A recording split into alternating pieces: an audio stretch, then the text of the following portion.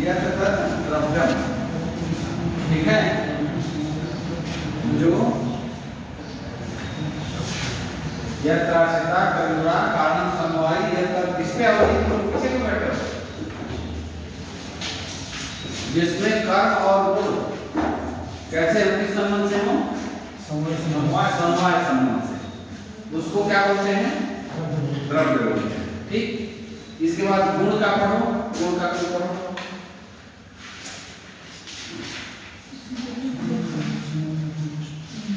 गुण का लक्षण 51 कौन है, क्या पढ़ो, समवायी तो निश्चित कारण समवायी तो निश्चित कारण निश्चेष्ट, ठीक है। अब ये क्या कर रहा है, द्रव्य में भी क्या था जिसमें गुण और कर्म, ठीक ना, समवाय संबंध से। फिर गुण है, गुण क्या है, समवाय, क्योंकि वहां द्रव्य का समवाय कारण गुण है, दिया है ना उसने, द्रव्य के समवाय कारण गुण और कर्म है। यार ये खराब हो जाए, ये और जो ब्लैक और इधर ये सही,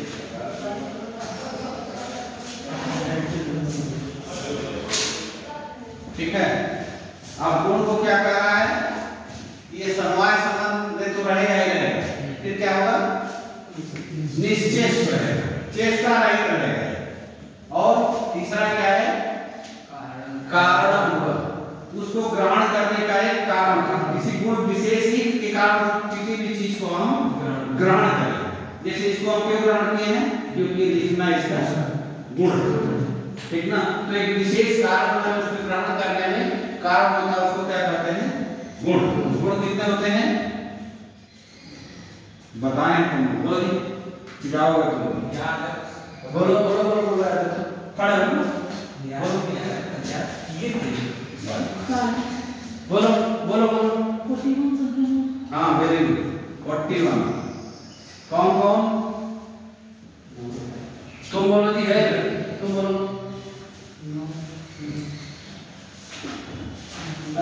तुम लोग बेकार पढ़ते लिखते नहीं, गुरुवादी, परादी,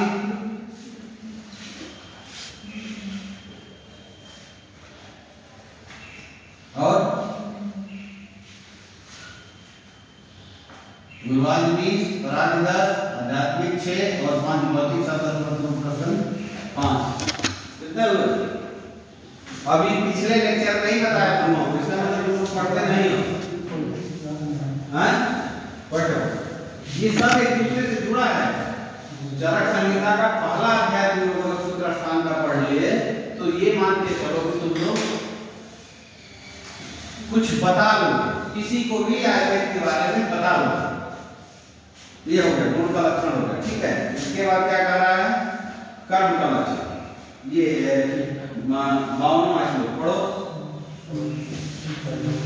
संयोगे च विभागे च कारणं द्रव्यमाश्रितं कर्तव्यस्य क्रिया कर्म नान्यदपेक्षते। संयोगे च विभागे च कारणं द्रव्यम आश्रितम्, जो कि द्रव्य में आश्रित हो और संयोग और विभाग का कारण हो। संयोग का मतलब क्या होता है, संयोग माने जोड़ना, और विभाग मतलब अलग करना, ठीक है।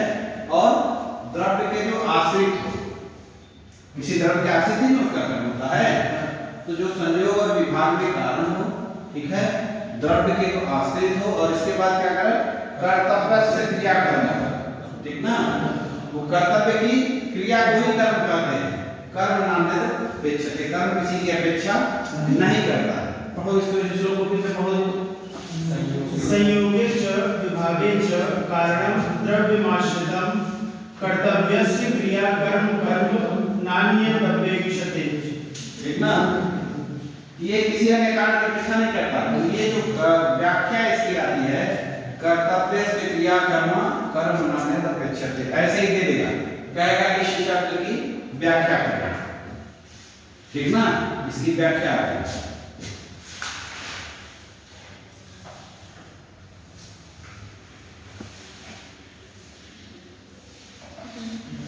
इसके बाद फिर 5वां श्लोक। अब देखो, हाँ पढ़ो इसको तो बताया। कार्य धातु साम्यमी होच्यते। साम्यमी होच्यते, बोलो जी, वो बोल के पढ़ो। धातु साम्य क्रिया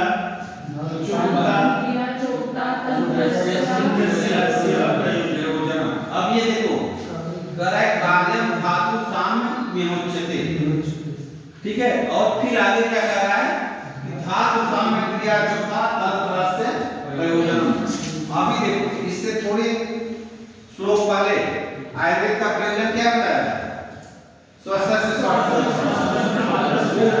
वो एक प्रयोजन बताया, ठीक है। फिर इन्होंने दोबारा चरक ने क्या बताया?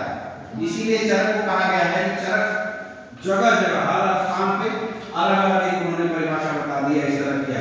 इसीलिए चरक को सिस्टमैटिक ग्रंथ नहीं बोलते हैं। ये नहीं कहते कि एक चीज पढ़ाया तो वो अब आगे नहीं बोलेंगे, ये बार बार उस चीज को रिपीट। अब इन्होंने क्या कहा कि धातु साम्य क्रिया चौथा,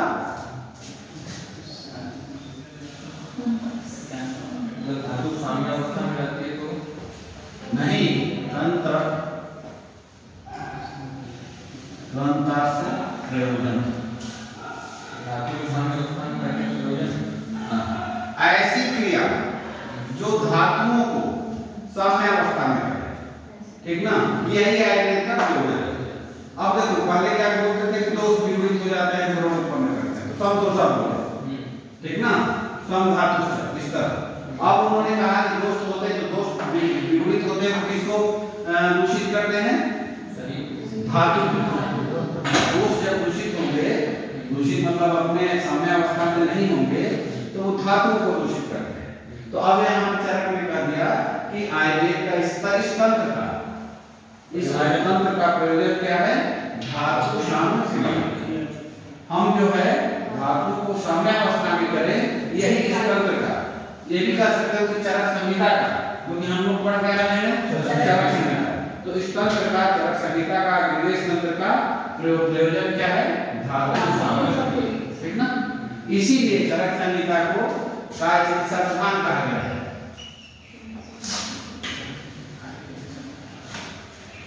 चरक संहिता को काय चिकित्सा प्रधान ग्रंथ कहा गया है। क्यों?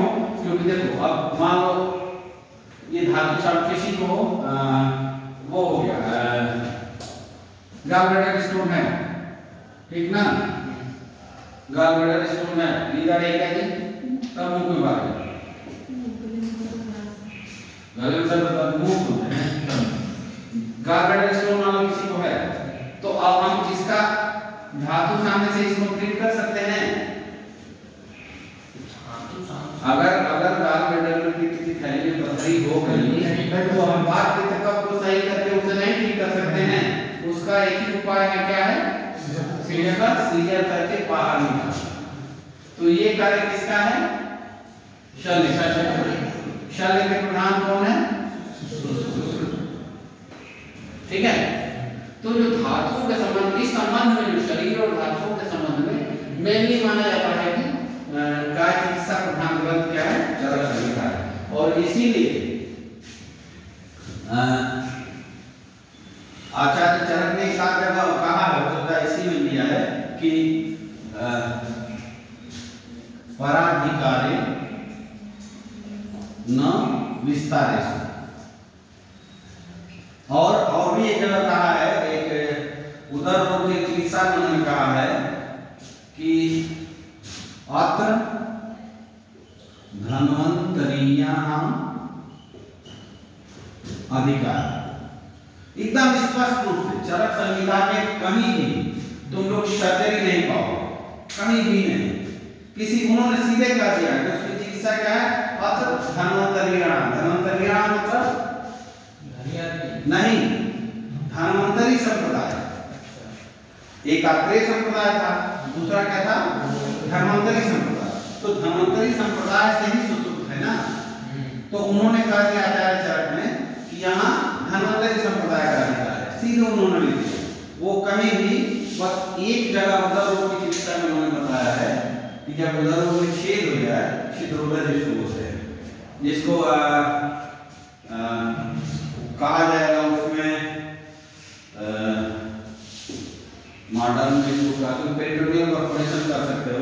पेरिटोनियम जब रप्चर हो जाती है किसी वजह से इंटेस्टाइनल ऑपरेशन में, तो उन्होंने कहा एक जगह कि उसको खोल करके और चीटा देखे हो तुम लोग ना, चीटे की क्या क्वालिटी होती है? पकड़ने के साथ छोड़ता नहीं, भले उसकी पार्ट हाँ बस। तो उन्होंने यही कहा कि वो जो कटे हुए पार्ट को चीटे से पकड़वा दीजिए, ठीक है, और इसके बाद उसको नोचेगा, पीछे वाला नोच को छोड़ेगा ही नहीं। एक जगह उन्होंने बस सर्जरी बताई, वो बहुत सर्जरी ये नहीं है, ये मतलब इसको प्रॉपर सर्जरी नहीं कर सकते, लेकिन उन्होंने ये बताया, उसके बाद आगे लिख दिया। अब तक दोनों कर दिया हम अधिकार, समझ में आ गया? चलो, तो धातु साम्य क्रिया चक्र तंत्र प्रयोजनम, इस शास्त्र की प्रयोजन क्या है कि धातुओं को साम्यावस्था में लाना। जब धातुओं को साम्यावस्था में लाने के लिए हम कर्म करेंगे तो क्या करेंगे? दोष का ही करेंगे, जो दोष जिस धातु को दूषित की हो उसी की चिकित्सा करेंगे, ठीक है।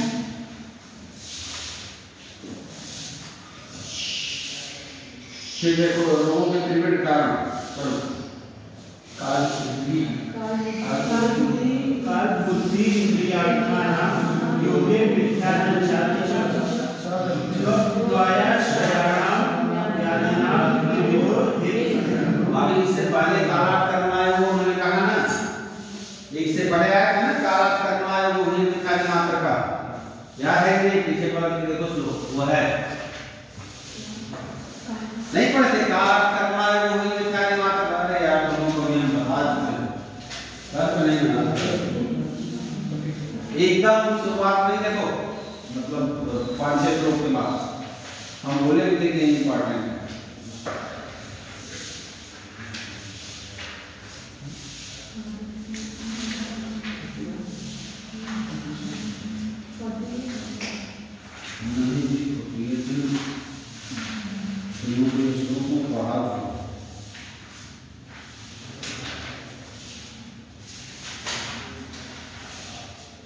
नहीं बताया कारार्थ करना है वो ही निकाली मात्र का, समय में उधर से लिए उधर होगा वही सावन।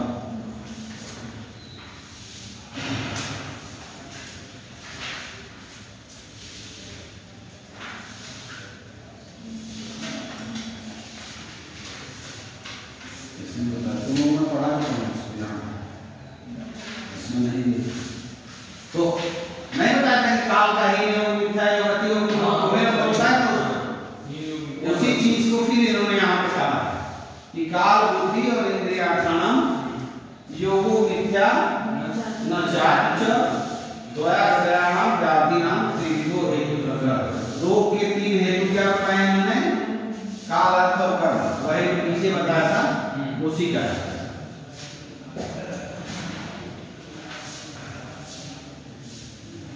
अब रोग का आश्रय, भाई रोग होता कहाँ?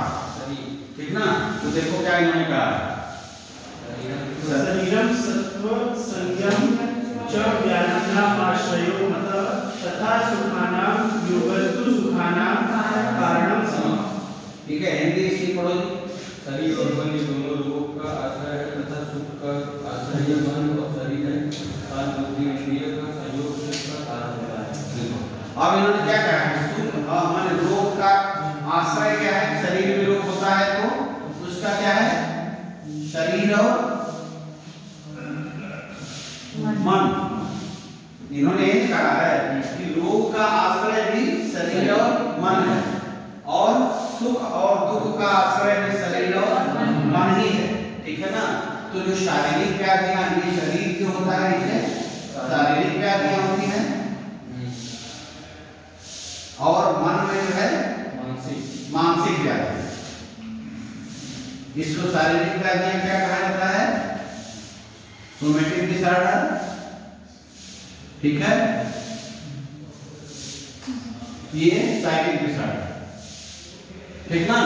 और जब बहुत कम ऐसी बीमारियां होती हैं कि जो शरीर में हो और मन उससे प्रभावित न हो, बहुत कम ऐसी बीमारियां होती हैं, कुछ न कुछ मतलब दोनों एक दूसरे से प्रभावित रहते हैं, लेकिन विशेषता सबसे ज्यादा अधिकता किसकी रहती है? जो रहे जैसे शरीर में हो शारीरिक व्याधियां, विपरीत बीमारी। कल ये बता दें तो तुमको क्लियर हो जाएगा। मन से जो है मानसिक व्याधियां मुख्य रूप से आयुर्वेद में चरक ने तो 3 बताई बस। ठीक ना, उसी में सब समावेश कर दिया। एक उन्माद, एक अपस्मार और एक अतत्वाभिनिवेश। ठीक है, ये तीन में मुख्य व्याधियां जो है मानसिक व्याधियां इन्होंने तीन बताई, जिसको हम कोरिलेट क्या करते हैं अपस्मार को एपिलेप्सी से, उन्माद को इंसैनिटी बोलते हैं, एपिलेप्सी या इसको सिजोफ्रेनिया भी बोलते हैं, इसको इंसैनिटी बोलते हैं, जैसे पागलपन जिसको कहा है।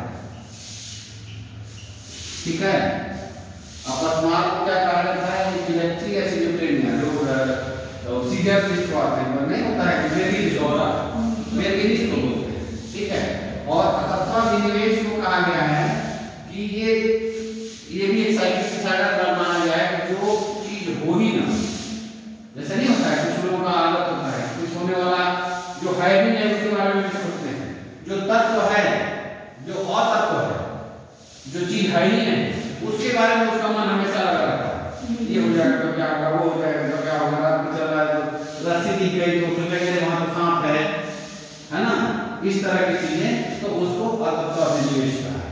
मेनली ये मानसिक व्याधियां बताई। हाँ, गलत फाल्स इमेजिनेशन, अतत्व मतलब तत्व है ही नहीं, जो चीज है ही नहीं, यहाँ रस्सी पड़ी हुई है वो सांप है ही नहीं, लेकिन मेरे मन में बार बार विचार क्या आ रहा है, ये सांप है, ये सांप, तो उसको कहते हैं अतत्वाभिनिवेश। तीन व्याधियां मानसिक चरण में बताई है, और इनके अलावा जो भी बात से होने वाली व्याधियां हैं, कितना वाद से होने वाली व्याधियां हैं, ये शारीरिक होती हैं और रज और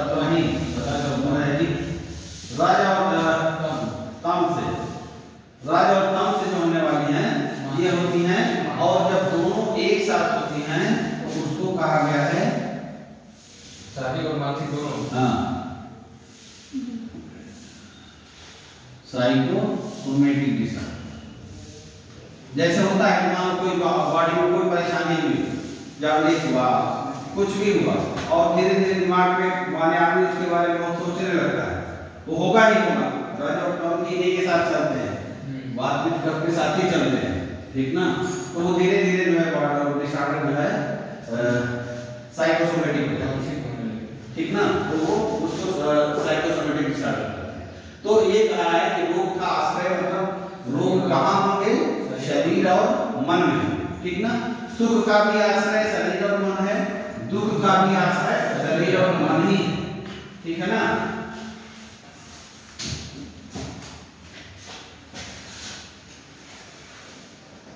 अब आगे क्या कर रहा है कि पढ़ो आगे, जोर से बोलो। निर्विकार परस्वत्वात्मा सत्वभूत गुणेन्द्रिय चैतन्य कारण विद्युत पश्च क्रिया। देखो इसको लिखो, कह रहा है निर्विकार, आप देखो, हाँ देखो, निर्विकार परस्वत्मा, निर्विकार परस्वत्मा सत्वभूत गुणेन्द्रिय चैतन्य कारण द्रष्टा पश्यति ही क्रिया। अब ये देखो यहाँ पे सारी चीजें चल रही, मतलब ये तो आत्मा के बारे में आ गए। इन्होंने कहा कि आत्मा नहीं वो होता, मतलब आत्मा को व्याधि नहीं होती, ना तो आत्मा खुश होता है, ना तो आत्मा दुखी होता है। हम लोग कहते हैं ना सामान्य बातों में आत्मा में दुखी हो, लेकिन ऐसा कुछ नहीं। इन्होंने कहा है कि आत्मा क्या है, निर्विकार, कोई विकार आत्मा में नहीं हो सकता, कोई विकार उसमें आत्मा में नहीं हो सकता, वो एकदम शुद्ध है, उसमें किसी तरह का। फिर परस्वात्मा सत्वभूत गुणेन्द्रिय, आत्मा क्या है, सत्व प्रधान है, तो सत्व प्रधान रहेगा तो उसमें व्याधि हो ही नहीं सकती, ठीक ना।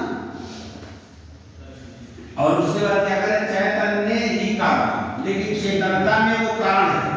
जब वो आत्मा मन के साथ मिल जाता है तो वो चेतन हो जाता है, मन अचेतन होता है, और आत्मा क्या है? चेतन होता है। क्या है कि पर मतलब सूक्ष्म जो आत्मा होती है वो निर्विकार है, वही आत्मा जो है मन भूत गुण और 10 इंद्रियों से युक्त होता है, ठीक ना।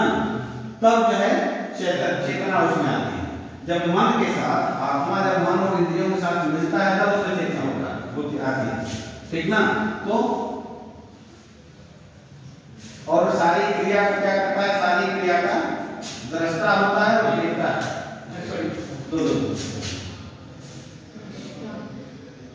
निर्विकार क्या निर्विकार परस्त्वात्मा सत्वभूत गुणेन्द्रिय चैतन्य कारण मृत्यु दृष्टा पश्यति। ठीक है, समझ में आएगा आत्मा के बारे में। आत्मा क्या होता है? वो विकार होता है। चेतनता उसमें कब आती है? जब सारे जो है सबसे मिलता है तब उसमें चेतनता आती है, नहीं तो ऐसे ही पड़ा रहता है। एकदम शुद्ध सात्विक है वो, शरीर में शुद्ध सात्विक के रूप सत्व के रूप में पड़ा होता है। आत्मा ना तो वो होता है विकृत होता है, ना तो खुश होता है, कुछ नहीं होता, ऐसे ही निर्विकार होता है। ठीक है, जब आत्मा का तुम लोग पढ़ोगे तो पदार्थ विज्ञान में नहीं मन और आत्मा सब पढ़ोगे तो वहां फिर आएगा।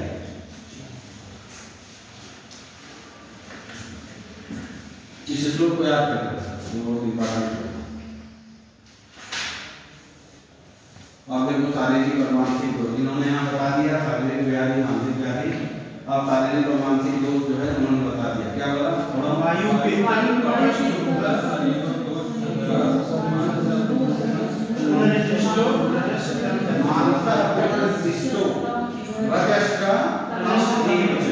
ठीक ना। इन्होंने क्या कहा है कि वायु पित्त कफ चित्त शरीर दोष, ये शारीरिक दोष कौन है? वात पित्त और कफ, ठीक है। मानस और पुनर्निर्दिष्ट, और मानस दोष भी पुनः बताए गए हैं कौन कौन?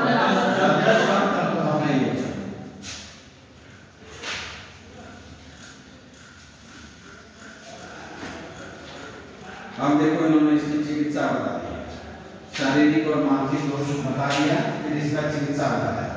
क्या क्या बताया? और इसको प्रसाम्य चौसभै पूर्वे दैव युक्तम के पास रहे ज्ञान विज्ञान स्मृति समाधि थी। ठीक है। और इन्होंने क्या कहा है कि इसकी चिकित्सा कौन कौन सी होती है? हिंदी पढ़ो इसकी। शारीरिक दोष या रोग दैव व्यामर्शय, दैव के प्राश्रय, दैव से पाश्रय और युक्ति के आशय औसत से शांत होते हैं। मानस रूप ज्ञान विज्ञान धैर्य स्मृति और समाधि से शांत होते हैं, जिसको सत्तावधि बोलते हैं। अब इन्होंने क्या कहा कि दैव के पास रहे, युक्ति के पास रहे और सत्तावधि। 3 तरह की इन्होंने चिकित्सा बताई कि जो शरीर में व्याधियां होती हैं वो तो ये जो होता है इसको ऊपर लेके युक्ति के पास है। सबसे पहली चिकित्सा जो होती है वो शारीरिक रोगों की चिकित्सा क्या है? युक्ति से हम लोग चिकित्सा करते हैं। जैसे उसमें युक्ति के पास में क्या आएगा कि औषध से, आहार से, विहार से, ये सारी चीजें से जो हम करते हैं वो होती हैं युक्ति के पास, ठीक है। और दैव के पास रहे क्या होता है? दैव मतलब देव। कभी कभी होता है ना, कहा जाता है कि व्याधियां जो है कई ऐसी व्याधियां हैं, आगे पढ़ो तो सुनेगा कि देवों के कुपित होने से, पितरों के कुपित होने से, बड़ों का अपमान करने से ये व्याधि होती है, ठीक है। जैसे उसको उन्माद में कहा गया है, अपस्मार में कहा गया है। तो ये दैव की चिकित्सा की जाती है। मणि, मंत्र, बलि, होम, ये जो है दैव के पास चिकित्सा होती है। सत्तावधि चिकित्सा क्या हो गई? जो उसको काउंसलिंग करना लिखा है ना, उसको क्या लिखा है? सत्तावधि चिकित्सा में क्या लिखा है? तीसरा आगे उसमें पढ़ो। हाँ, ज्ञान धैर्य स्मृति मतलब उसकी काउंसलिंग करना एक तरह से। जो सत्तावधि, सत्व का मतलब क्या होता है? मन। तो मन के ऊपर विजय प्राप्त करने वाली चिकित्सा। तो मन के ऊपर विजय कब आत्मा प्राप्त करता है? जब किसी की काउंसलिंग करता है, उसको बिठा के समझाना, ज्ञान विज्ञान धैर्य ये सारी चीजें बताना, कैसे करो, ये करो, वैसे। हाँ, तो ये इन्होंने 3 प्रकार की चिकित्सा बताई है। दैवक में पाश्रय, युक्ति में पाश्रय और सत्वावलय। दैवक में पाश्रय, ठीक ना। अब इन्होंने बात में इसका लक्षण बताया।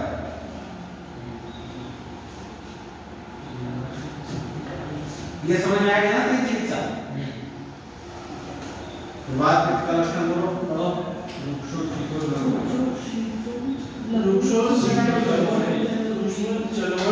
चलो अर्थ विषयता विपरीत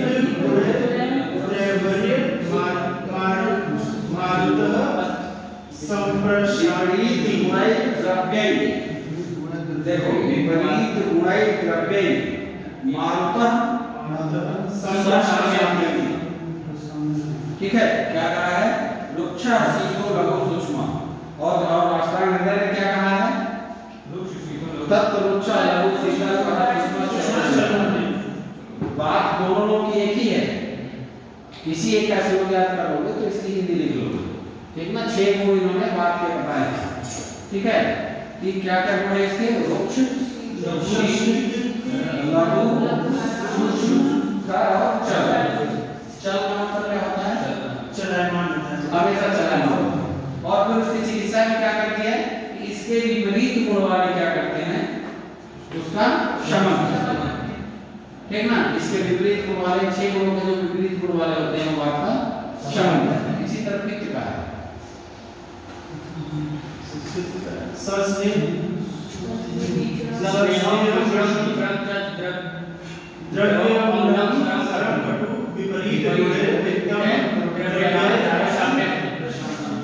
गुणों की आवाज इधर नहीं आ रही है, खाली तुम तीनों पढ़ो।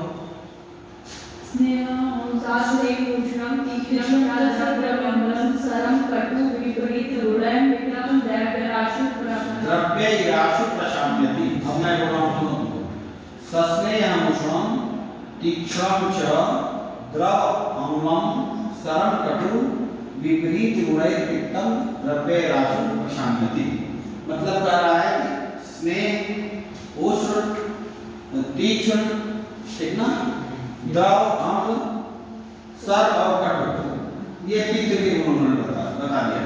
और इसके विपरीत गुण वाले क्या होते हैं? पित्त का शमन करते हैं। इसी तरह का ये सब डिटेल में आगे आएंगे। अभी आगे आओगे तो वार्तालाप का लिए अध्याय आएगा, फिर बात के पूरे सारे गुण आएंगे। फिर कब का लक्षण क्या है? गुरु शीत मृदु स्निग्ध मधुर स्थिर तीक्ष्ण श्लेष्मणा शांति वेरी गुरु शीत मृदु स्निग्ध मधुर स्थिर तीक्ष्ण श्लेष्मणा शांति विपरीत गुणे गुणे।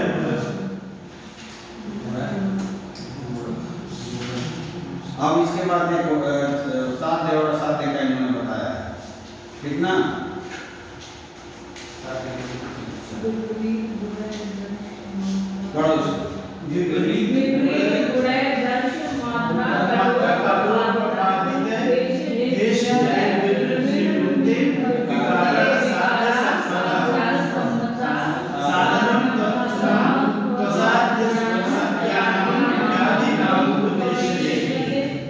अब इन्होंने क्या कहा है कि जो रोग का कारण गुण, देश, काल, धातु, दोष, उसके विपरीत चिकित्सा करेंगे तो वो रोग साध्य। अब इन्होंने देखो क्या कहा है? साध्य रोग और साध्य की कोई चिकित्सा ही नहीं है। रोगों का वर्गीकरण पढ़े तुम लोग ना? रोग का वर्गीकरण पढ़ाया गया है नहीं? बताइए, बता दें। साध्य और असाध्य, साध्य में सुसाध्य और व्याधि को 2 पार्ट में किया। एक साध्य और एक असाध्य, ठीक है। इन्होंने क्या कहा है कि दोष विपरीत, देश विपरीत, काल विपरीत जो चिकित्सा करेंगे वो साध्य रोगों की चिकित्सा करेंगे, असाध्य की कोई चिकित्सा नहीं है। यहाँ पे इन्होंने कहा है। आगे हालांकि ये भी कर देंगे उसको थोड़ा सा इसमें। अब साध्य में भी 2 प्रकार का है, सुख साध्य और सुख साध्य और फ्रेंच शादी, इसको कष्ट शादी बोलते हैं। ठीक है, सुख शादी मतलब इजीली केलेबल होते हैं, खूब आराम से उनकी चिकित्सा जरूरत हुआ तुरंत उसको सड़न पानी या जो भी गर्म पानी या जो भी काढ़ा वाला बनाया तो ठीक हो गया, ये आराम से सुख शादी होती है। जैसे वायरल डिजीज वगैरह होती है सुख शादी। एक क्लिंच शादी जो कि कठिनाई से काफी दिन ले लेती है, पांडु जांडिस वाली तो तुरंत थोड़ी ठीक होगा लेकिन तुरंत नहीं ठीक होगा, कठिनाई से होगा, उसका आहार विहार सारी चीजें महीनों का प्रोसेस है, लेकिन ठीक हो जाएगा, क्यूरेबल है, ठीक ना, ये क्यूरेबल है। और ये नॉन क्यूरेबल,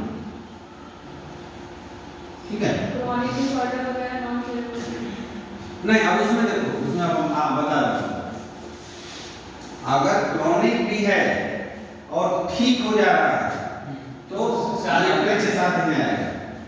एक्यूट और क्रॉनिक ठीक है, ये देखो अब मॉडर्न ने दो बता दिया, एक्यूट क्रॉनिक, यही दो डिवीजन बताया है भाई। एक्यूट डिजीज मतलब जब आंसर उसका होता है, जब तुरंत होता है उसको एक्यूट कहते हैं, और बहुत दिन तक अगर रह जाता है तो क्रॉनिक हो जाता है। मान लो कोई व्याधि है, उसकी डायग्नोसिस तो लोग नहीं बना पाए, समय से चिकित्सक उसकी डायग्नोसिस नहीं बना पाया, दूसरे लाइन पे आदमी ट्रीटमेंट करता रहा तो वही आगे जाकर के क्रॉनिक हो जाएगा। लेकिन जहां डायग्नोसिस इस स्टेज पे बनी, उस डिजीज का इलाज हुआ तो वो क्यूरेबल हो जाएगा। और ये फिर क्रॉनिक डिजीज भी इनक्यूरेबल में जा सकती है अगर उसी तरह हम चलते रहे।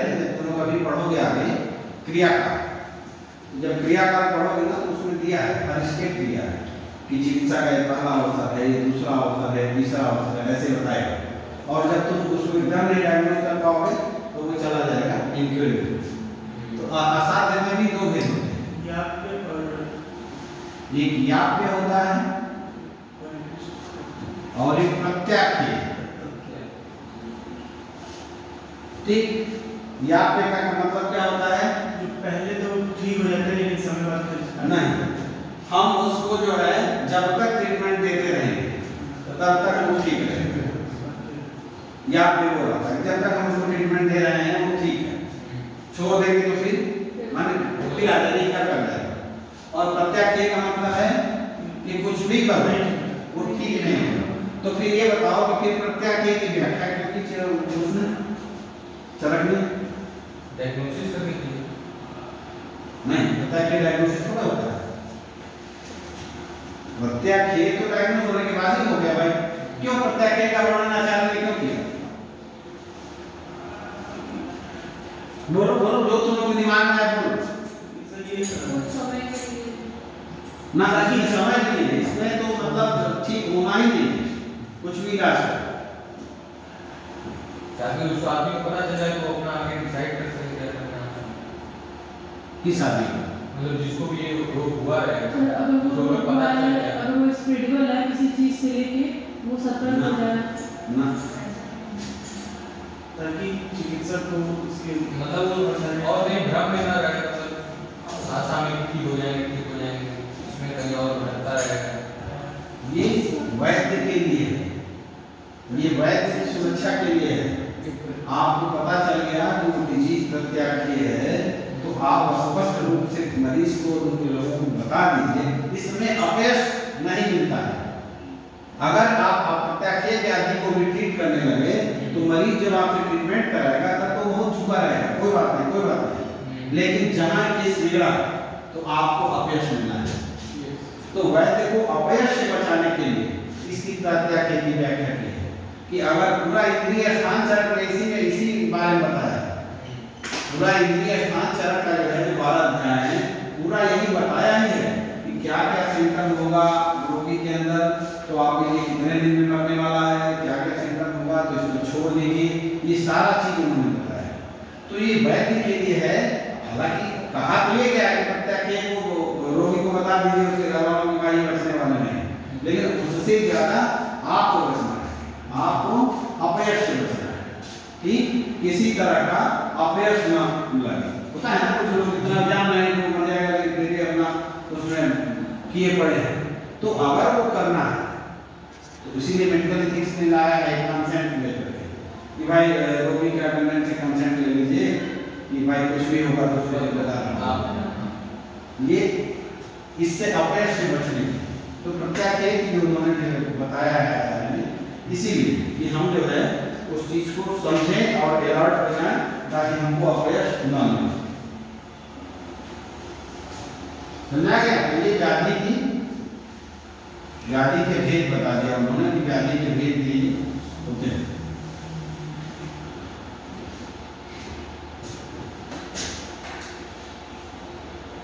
अब इसके बाद जो है रसों पे आ गए, ठीक ना? चलो रस का पढ़ो।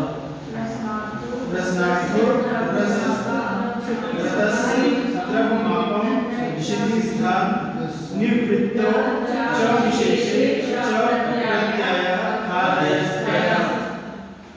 हिंदी सीखो। रसना के अर्थ का नाम रस। रस का आधार द्रव्य जल पृथ्वी है और रस की उत्पत्ति में भी जल पृथ्वी कारण है। विशेष ज्ञान में वायु आकाश और अग्नि कारण होते हैं।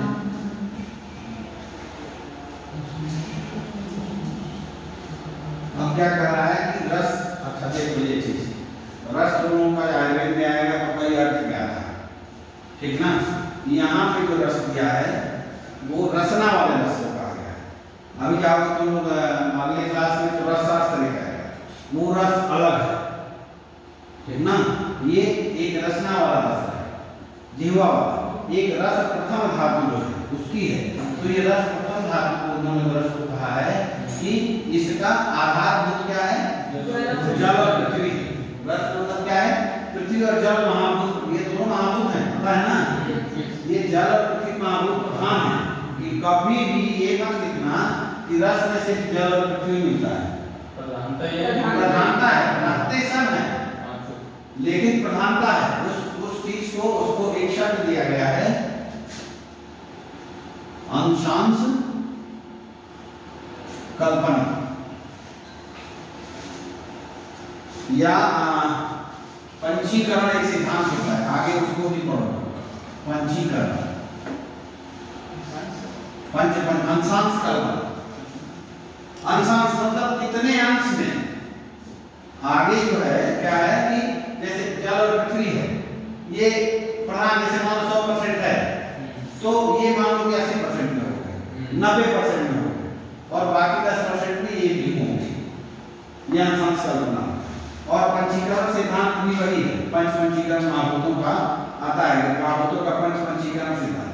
तो इस पंचीकरण में क्या होता है कि जो महाभूत प्रधान होता है वो 50% रहता है, माने 1/2 होता है, बाकी 4-5 बाकी जो है 1/8, 1/8, 1/8 और 1/8। ये पंचीकरण है। पंचीकरण 1/8 मतलब समझ रहे हैं लोग, ये चारों मिलकर कितने होंगे? 50%, ठीक ना? माने अकेले एक महाभूत 50% होगा, बाकी दूसरे तो जिसके नाम से जाना जाएगा वो 50% होता है। ये पंचीकरण सिद्धांत है। तो इसको क्या कहा रस को कि रस जो है जल और पृथ्वी महाभूत प्रधान होता है। इसके फिर आगे देखो भेद बताए, रस के भेद पता है ना?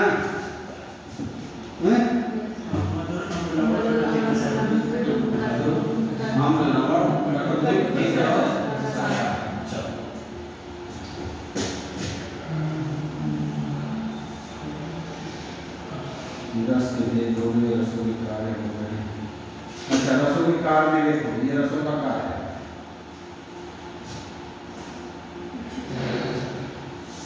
तुम लोग उसमें पढ़े होंगे रसों के कार्य में कितने 6 रस हो गए? कौन कौन?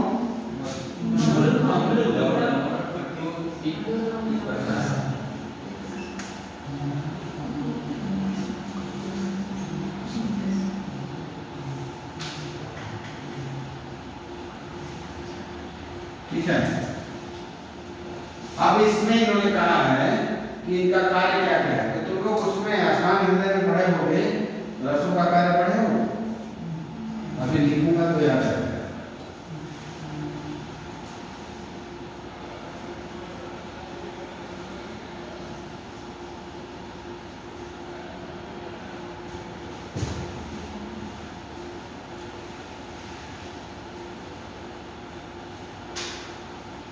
पढ़े हो कि नहीं? अभी नहीं पढ़े।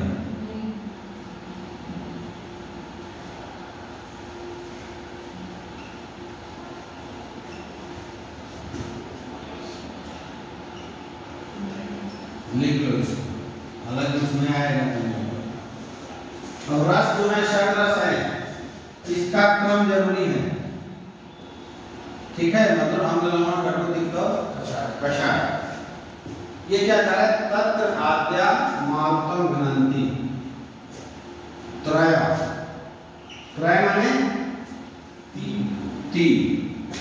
तत्र आद्या मारुतम घ्नन्ति त्रयस्तिक्तादय कफम कषाय तिक्त मधुरा पित्तम मन्नेतु पूर्वते। जो 6 रस हैं उसमें कह रहा है त्रय। त्रय माने तीन। आद्या माने प्रारंभ के, आदि और अंत होता है ना, तो आदि मतलब प्रारंभ के। तो 3 प्रारंभ के जो रस होते हैं वो क्या करते हैं? मारुतम घ्नन्ति। घ्नन्ति मतलब शमन करना, कब का शमन करना? बात मारुतम राध्या मारुतम घ्नन्ति। मारुत मतलब वायु, शुरू के 3 तत्राध्याय मतलब मधुर अम्ल और लवण जो है ये क्या होते हैं? वात शामा। समझ आया? तत्राध्याय मारुतम घ्नन्ति मधुर अम्ल लवण कटु तिक्त कषाय याद रखो। अब देखो 3 शुरू के जो है मारुतम घ्नन्ति, आदय त्रयस्तिक्ता आदय कफम, अंत के जो है वो कफ शामक होते हैं, ठीक है? कौन कौन? कटु तिक्त कषाय, ये क्या हो गए? कफ शामक।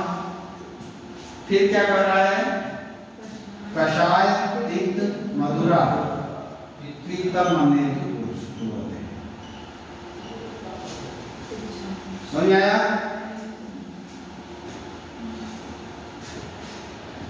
याद भी हो जाएगा, एकदम याद हो जाएगा। और एक मैं तुमको बता रहा हूं, इसका एक और बहुत अच्छा तरीका होता है, ये देख लीजिए सब लोग।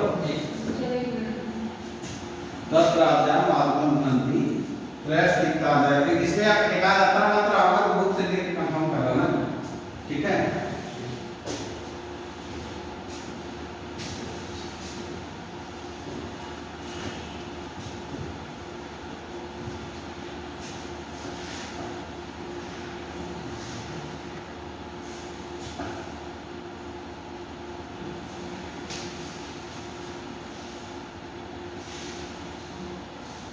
हो गया?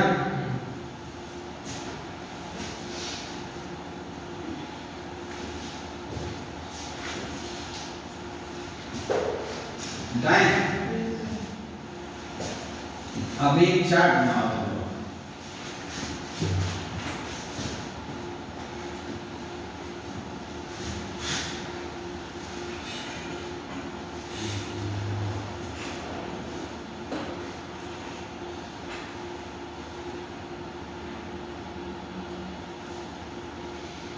ये लिखो दोष शामक रस, ठीक है? प्रकोपक रस, ठीक है?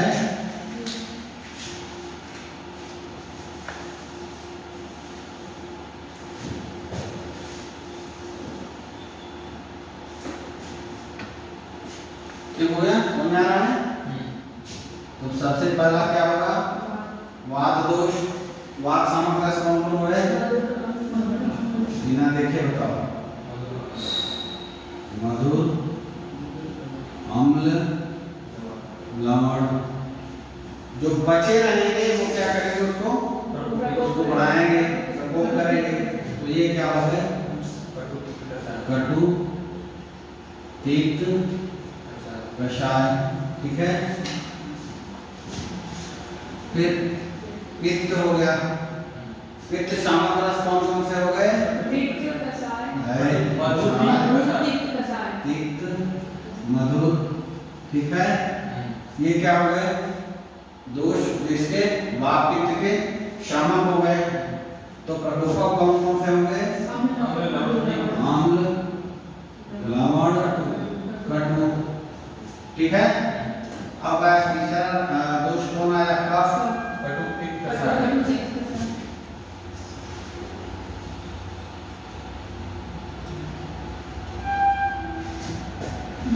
क्या हो गया?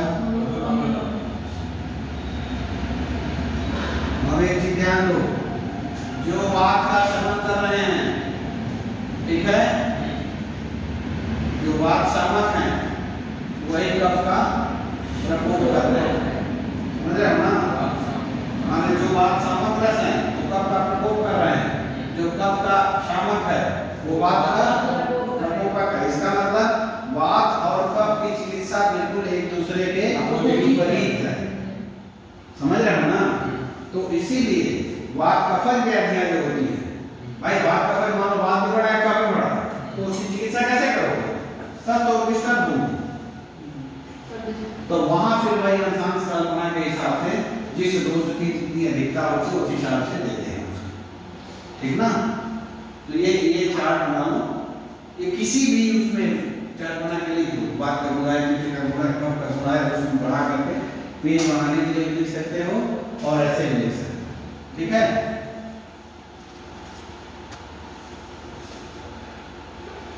ठीक, समझ आ गया ना?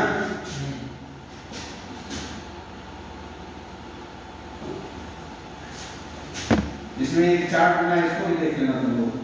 दोष वो रस के समुद्र और का कौन कौन महाभूत हैं और समूह वाले दोष क्या हैं, ये इस तरह से दिया है, ठीक है? अब जो है प्रभाव भेद से द्रव्य का भेद, पहले तो इसको लिख दे, इसको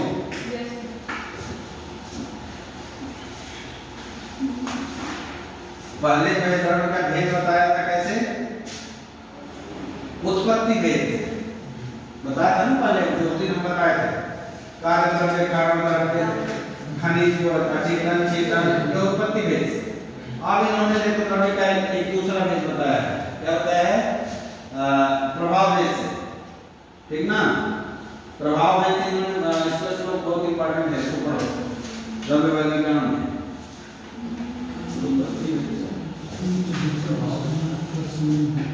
वो पहला हम बताए थे वो कार्य कारण भेद से था, जो उस दिन बताए थे वो कार्य कारण भेद से था।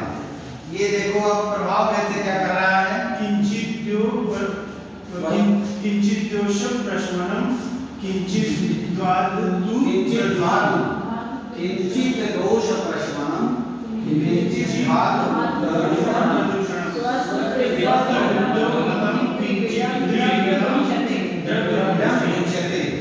किंचित दोष प्रशमनम किंचित धातु प्रशमनम स्वस्थतम टिकाऊ किंचित त्रिविधम द्रव्यम उच्यते। इन्होंने 3 प्रकार के द्रव्य बता दिए, कौन कौन?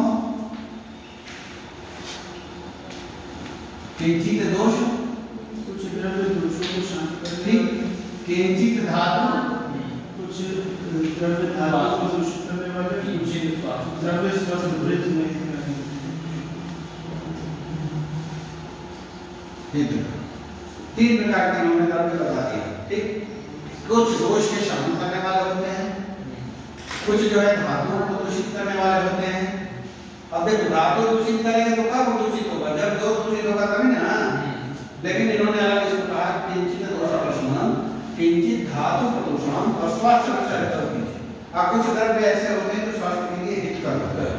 3 प्रकार के होते हैं, एक दोष का शमन करने वाले, एक धातु को दूषित करने वाले और तीसरा क्या है? स्वास्थ्य के लिए हितकर होते हैं, ठीक है? ये श्लोक याद करना, समझ आ गए? इसके बाद फिर द्रव्य के भेद बताया कि उत्पत्ति भेद से, उत्पत्ति भेद से इन्होंने क्या कहा? जांगम, औद्भिद और पार्थिव। जांगम, औद्भिद और पार्थिव। जांगम मतलब जो जंगल में द्रव्य होते हैं, जैसे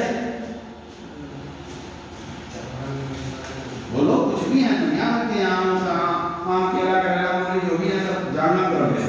जंगल मतलब से जंगल नहीं, जो जांगल द्रव्य है। और औद्भिद क्या होते हैं? भूमि से जो जमीन से निकलते हैं, जैसे पास भूमि से निकलते हैं, जैसे चुकंदर जनरली देखो औद्भिद को वो कहा गया है जो कि जमीन से निकले, जैसे इनकी बहुटी एक पौधा जो लोग बैठे हो गए, एक वीर बहुटी और मैं एक वीर बहुटी होता है, वो देखे हो ना ये जिसको हाथी कहते हैं, रानी की हाथी, जो नहीं बरसात के साथ में निकलती है और वो एक के ऊपर एक ऐसे चढ़ करके चलती है, छोटे छोटे कीड़े होते हैं। अच्छा, तो कई पैरों वाले होते हैं। हाँ, और या फिर ये देखते होंगे जो जिसको गोबरौटा बोलते हैं, ये वाला खाद में से उसे निकलते हैं, या एकदम लाल होकर निकलती है वो छोटा सा होता है, जो होती है ना, हाँ, मेरे से जो होती है लेडीबग उसी को वीर बहुटी बोलते हैं। कीड़े को। तो हाँ, तो ये जनरली ऑर्गेनिक का मतलब यही होगा कि जो जमीन छोड़ के निकले, ठीक ना। और फार्टी मतलब खनिज पदार्थ, जो तुम्हारे खनिज पदार्थ हैं, और भी औषध में आ सकता है, उसको औषध में दिया जा सकता है, ठीक है ना। वो भी तो नीचे किया जाता है।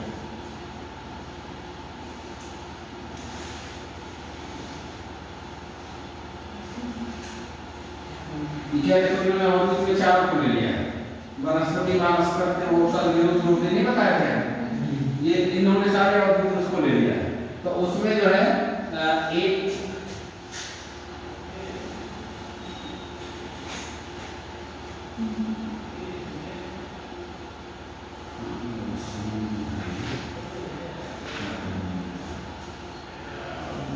सबका गुण इसमें बताया है।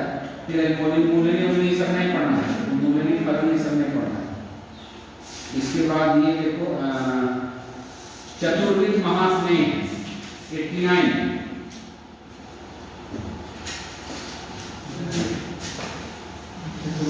महास्नेह पूछता है, टिप्पणी आती है कि महास्नेह क्या होते हैं। चार, ठीक ना, वृद्ध, तैल, वसा और मज्जा, ये चतुर्विध महास्नेह कहते हैं, ठीक ना। बस इसको रख लेना और कुछ भी नहीं, नमक की गोली की संख्या ऐसे कुछ नहीं। मून में बोलते हैं, मून में बोलते हैं, वो तो शरीर के अंदर होता है ना। हाँ माटी के अंदर होता है, तो स्नेह उसको ही बोलते हैं। मतलब बॉडी के जो स्नेह बताए गए हैं उसमें वृद्ध, तेल, वसा और मज्जा चार होता है। ये मूत्र और रोग ये सब कुछ नहीं, कुछ भी नहीं आता है, सामान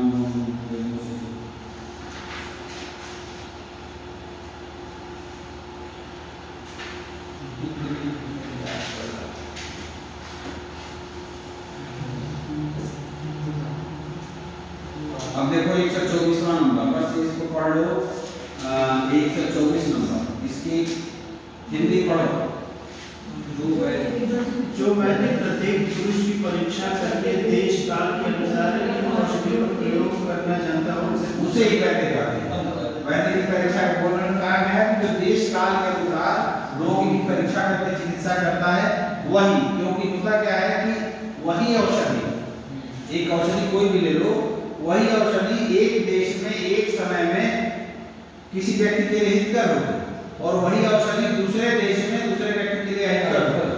इसीलिए आयुर्वेद में कहा गया है कि एक ही औषधि, जैसे मान लो अगर किसी को जो गैस की परेशानी है, हम होम्योपैथी का चूर्ण दे दिए, तो कोई जरूरी नहीं है कि जो उत्तर प्रदेश में होम्योपैथी चूर्ण खा करके ठीक हो रहा हो वो शिलांग में होम्योपैथी चूर्ण खा करके ठीक हो जाए। क्यों? क्योंकि वहाँ की भौगोलिक स्थिति अलग है, वहाँ का क्लाइमेट अलग है, ठीक ना। तो इसीलिए तो उसमें बताया गया है कई चीजों का ध्यान रख करके चिकित्सा करना चाहिए। दोष, औषध, देश, काल, वय, ठीक ना, रोगी की आयु कितनी है, रोगी का बल कैसा है, ठीक ना।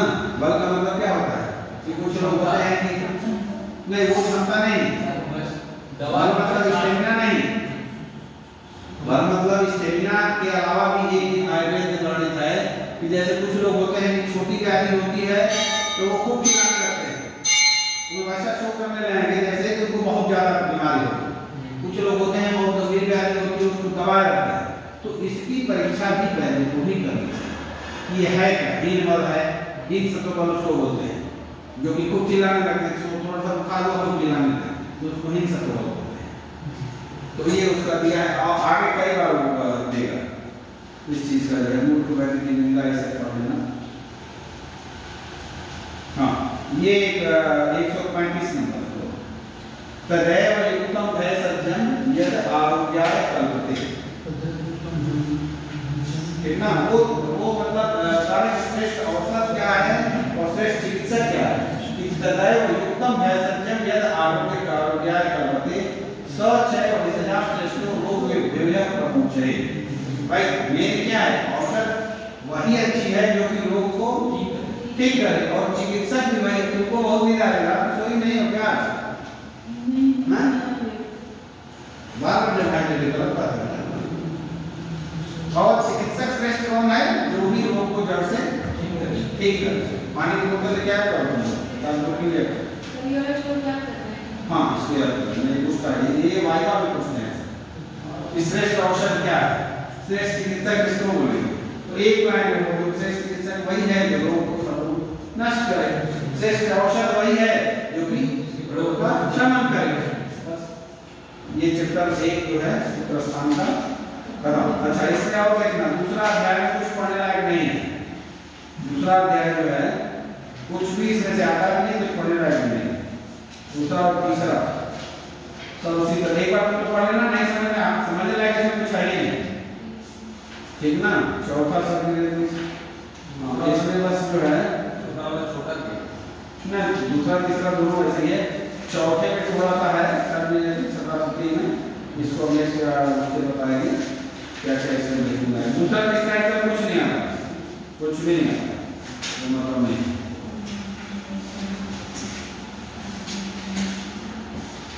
चौथा अध्याय नेक्स्ट उसमें किताब को लोग खरीदो, ठीक है, और घर पे जाकर भी पढ़ा करो।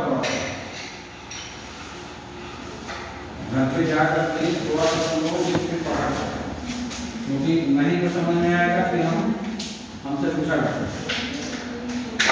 क्या हुआ बोलो बताए ना। चर्चा पेपर देख लो पता होता है, उसमें मेरी व्याख्या करके ज्यादा आता है। हाँ जैसे आ गया इसको इसकी व्याख्या ठीक है। चिकित्सा के गुण क्या है वो टिप्पणी में दे दिया कि चतुर्विध महास्नेह क्या है या सिर्फ महास्नेह क्या है, इस तरह टिप्पणी दे दी। चाहे मैं ऐसे कहता है, लेकिन हम इसलिए दोनों को साथ साथ ज्यादा इलाबोरेट करते हैं उसको पढ़ाना पड़ेगा। ये नहीं कि बस लिख दिया कि फिर देर बसा नंबर उसमें मिल जाएगा चतुर्विध महास्नेह में, लेकिन अगर सिर्फ लिख दिया कि चिकित्सक योग चिकित्सक कौन है, बस तुम ये लिख दो कि जो रोग का शमन करता है, सही तुम लिखे हो, लेकिन उसको और बढ़ाओ, कुछ न कुछ उसमें चिकित्सा के बारे में खाली ये होना चाहिए, ये होना चाहिए, ये होना चाहिए, करके तो तुम एक ग्रेड पेश करो। नंबर जितने होते हैं उस हिसाब से वो मिलता है। जैसे 5 नंबर का है उस हिसाब से लिखो, 20 नंबर का है उस हिसाब से, इस तरह कुछ लिखते रहो ना, और फ्लो को करो याद करते रहो, फिर हम बताएंगे कि परीक्षा का क्वेश्चन में तुमको उसकी दिक्कत है, ठीक है। वो आगे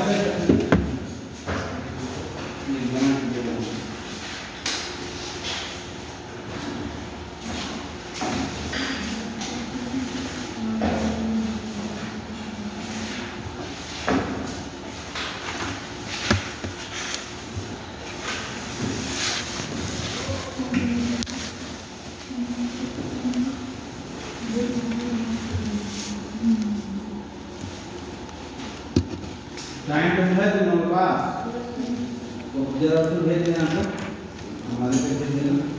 टाइम टेबल नहीं है मेरे का ऐसे भी दे दे